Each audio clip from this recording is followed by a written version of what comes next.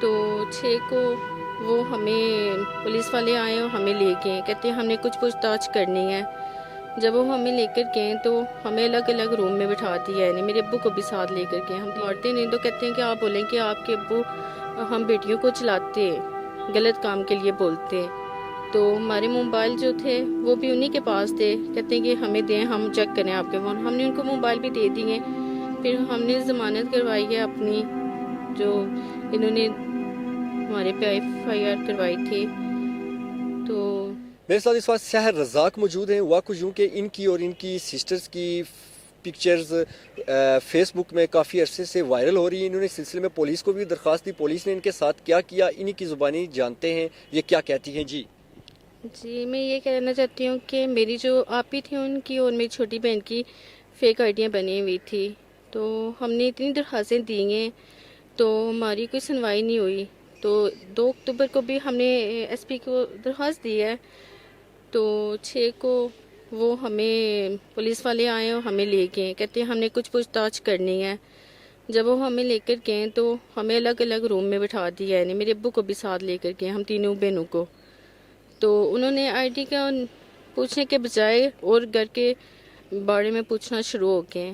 تو جب پوچھیں تو میری بہنوں کو مارتے رہے، وہاں پہ مارتے نہیں تو کہتے ہیں کہ آپ بولیں کہ آپ کے ابو ہم بیٹیوں کو چلاتے، غلط کام کے لیے بولتے۔ تو کہتے ہیں کہ آپ یہ بات بولنا۔ پھر جو آئیڈیا بنی تھی وہ کہتے ہیں کہ آپ بولیں کہ ہم لوگوں کو بلیک میل کرتی ہیں، تو یہ جو پکس وغیرہ ہے تو لوگوں سے پیسے لیتی ہیں۔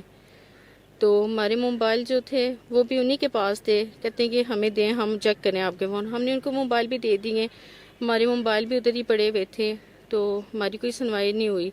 پھر ہم نے ضمانت کروائی ہے اپنی، جو انہوں نے ہمارے پہ FIR کروائی تھی۔ تو ہم نے ضمانتیں وغیرہ کروائیں گے، اس کے بعد پھر لگنا شروع ہو گئی پوسٹیں جو تھی حمیرہ ارشد پہ اور صبا ملک کی ID پہ دوبارہ لگنا شروع ہو گئی ہیں۔ پھر ہم نے دوبارہ درخواست دی ہے، دوبارہ درخواست دینے کے بعد